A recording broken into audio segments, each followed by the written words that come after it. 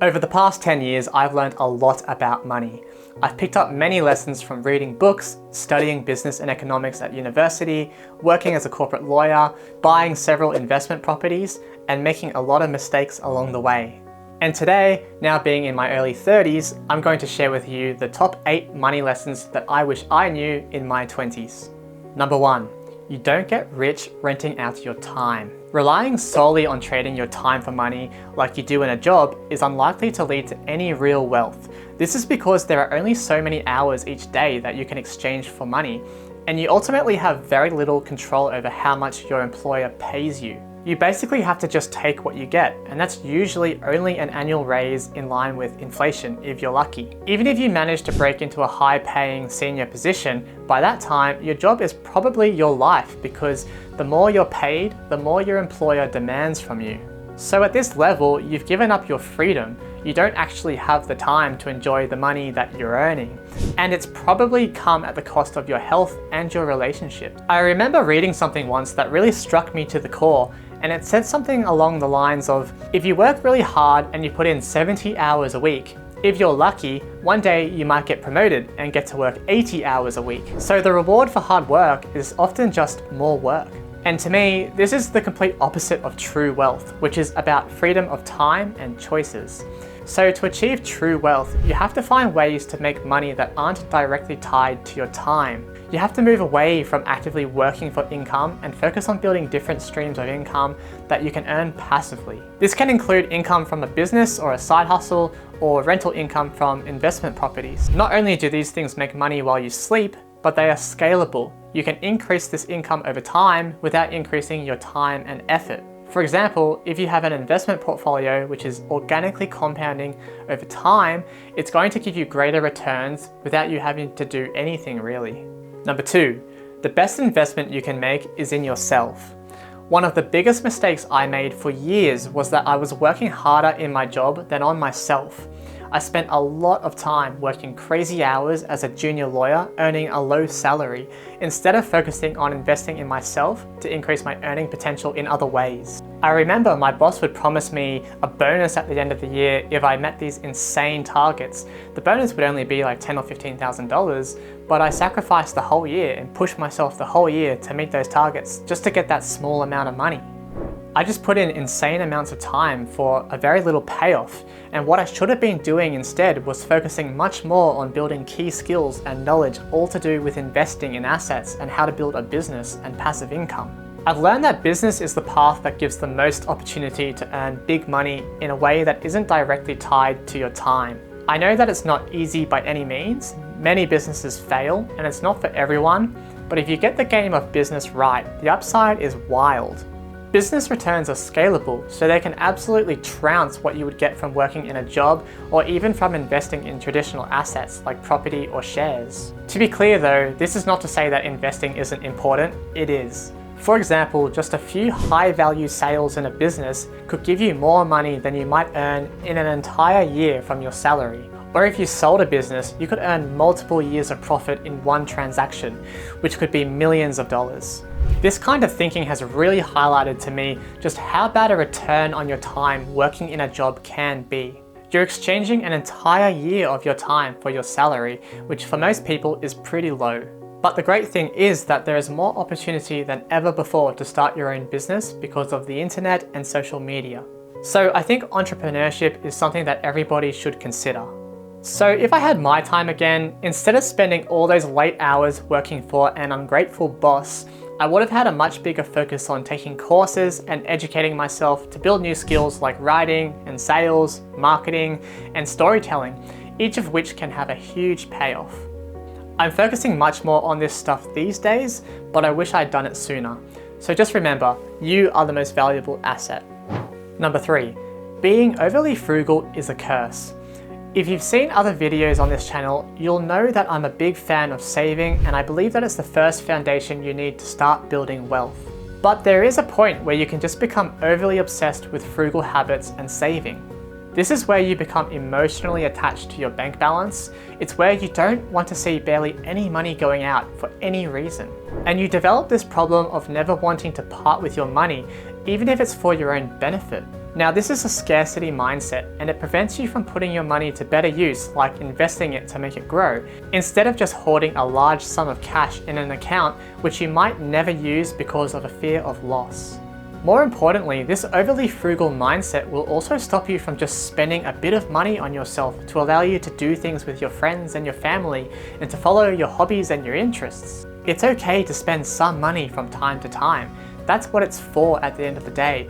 You don't need to save every single penny. And there's no point in doing that anyway because you can't take money with you when you die.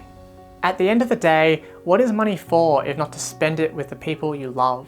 Now, I think you know what I mean here, but just to be clear, I'm not saying that you should just go and spend all your money and not worry about saving anymore. I'm saying it's okay to spend some money on yourself and others from time to time in a responsible way to make sure you're enjoying your life and you're doing things that are important to you and you're not being controlled by a scarcity mindset around money. It's actually more accurate to say that being overly frugal is actually being cheap, because there is a distinct difference between being frugal and being cheap. Being frugal is being mindful and resourceful about how you spend money as you go about your life. It's about saving money where you can and not being wasteful. Any person who is sensible and responsible with how they spend their money is frugal, and that's a great thing to be. On the other hand though, being cheap is prioritizing saving money above all else, even at the expense of your quality and enjoyment of life. It's where you just refuse to pay money for things that you should really be paying for because they would improve your life. For example, if you love football and you can afford to pay a couple of $100 it costs to register and play in a team with your mates for the season, but you choose not to play just because you're unwilling to part with that money, that is being cheap, and it's a very unhealthy relationship with money. You're basically being controlled by money because of a scarcity mindset. So please make sure you're not being cheap. Spend money on those one-time experiences that you can do in your 20s, like traveling around the world with your mates and doing cool things.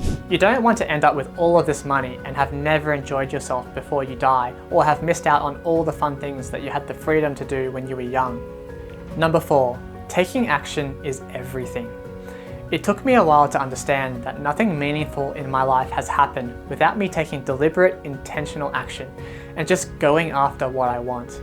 When it comes to building wealth, if you can take action in your 20s by starting to consistently save and invest in quality assets, you're giving yourself just so much time in the market to build wealth. So if you can continue to do this over time, it's a predictable outcome that you're going to build significant wealth, because that's just how compound interest works. On the other hand, I've also realized that inaction is also a decision. It's choosing to do nothing. And if you don't take your finances seriously in your 20s and you just say that you'll get around to it in your 30s or your 40s, this choice will have a huge negative impact on your financial future. I'll give you a basic example. So as you may know, if you're able to invest your money and achieve an average annual return of 7%, your money will double about every 10 years. So if you worked hard and you saved 50 grand by age 25 and you invested this and you got a 7% annual return, that 50 grand would be worth about 100 grand by the time you turn 35. And this would be worth about 800 grand by the time you turn 65. Now this is where it gets really interesting. If you did the exact same thing, but you didn't start until you were 35, that same 50 grand would only be worth 400 grand by age 65, or half as much as what you would have had if you had just started 10 years earlier. This is because by starting 10 years later, you missed out on that first doubling cycle between age 25 and 35. So this is all just to show you that taking action is so important. Even if you can only start small, start early to put the incredible power of compounding and time on your side, especially because it can be really hard to get ahead if you wait around too long. Number 5, most people who look rich are not. There's a brilliant little book called The Millionaire Next Door, which is based on extensive research into people who are truly wealthy and those who are just pretenders. The main concept of the book is that most people who have all the stereotypical signs of wealth, like big houses and expensive cars and designer clothes, actually don't have any wealth at all. While on the other hand, most wealthy people aren't flashy spenders who display their wealth, but they are just normal people who have quietly accumulated wealth through disciplined saving and frugal living and smart investing over time. The The book really shows that a high income is not a reliable indicator at all of someone's underlying wealth. The reality is that many people who earn plenty of money actually live paycheck to paycheck because their lifestyle is paid for on credit and by using all of their savings. They look wealthy, but they're not. Number 6. Don't take a job for the money. One of the toughest lessons I learned in my 20s, and I learned it the hard way, is to never take a job just for the money. If the money is the only attractive thing about the job, I can tell you right now that it's not going to work out and you're going to wind up miserable. In my opinion, you just cannot enjoy a job if you're working with terrible people or if you have no interest in what you're doing. And there is no amount of money in the world that is worth sacrificing your health and relationships. So please be very careful about accepting a job which pays well but has a toxic culture of extremely long hours and people who don't care about you. It will end up backfiring because you will eventually have to leave the job because you just can't do it anymore. And as I explained earlier in the video, you would just be much better off protecting your well-being and putting your time into leveling yourself up by learning new skills, starting a business, and creating passive income. My point is, don't ever make a decision for money which costs you your peace. It's just not worth it. Number 7, the value of professional advice. One of the biggest needle-moving things I learned in my 20s is that you don't have to do it all by yourself. And it's also not realistic to think that you can do it all yourself. The reality is that there is just not enough time in our lives to become an expert at everything. If you're lucky, through a lot of hard work and dedication, in your lifetime, you might become an expert in 1 or maybe 2 things. This is because it takes years or decades to build up the knowledge and skills needed to be an expert in that thing. So if you have a full-time job and a family, instead of putting yourself under immense pressure by trying to become an expert in property investing, stock market investing, and financial planning, you could just outsource this to professionals who have been doing it every day for decades and who have a proven track record of achieving great results for their clients. I think it's a matter of being humble and admitting that maybe there are people out there who know more about a certain subject than you do, and that they will probably get better results than you. Getting a great team around you will save you so much time and money. It will save you time because you don't need to do it yourself and learn all that there is to learn. You can just leverage the expertise and the experience of the professionals to do it for you. And it will save you money because even though professionals charge fees for their services, which isn't exactly cheap, their fees will probably be a lot less than the cost of procrastination and the mistakes that you'll make from doing it yourself. A lot of people get hung up on the price of professional advisors rather than looking at the value they provide, which in my experience far outweighs their fees. So I would definitely recommend taking the pressure off yourself and looking for professionals who have done what you're looking to do and who have taken many other people there as well.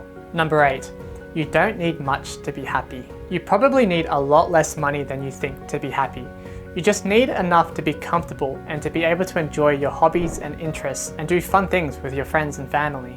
I guess the only level above this which makes a noticeable difference is financial freedom, which is where your investment returns passively pay for your lifestyle. This is the nirvana of personal finance, where you have freedom of time and choices because you don't have to work.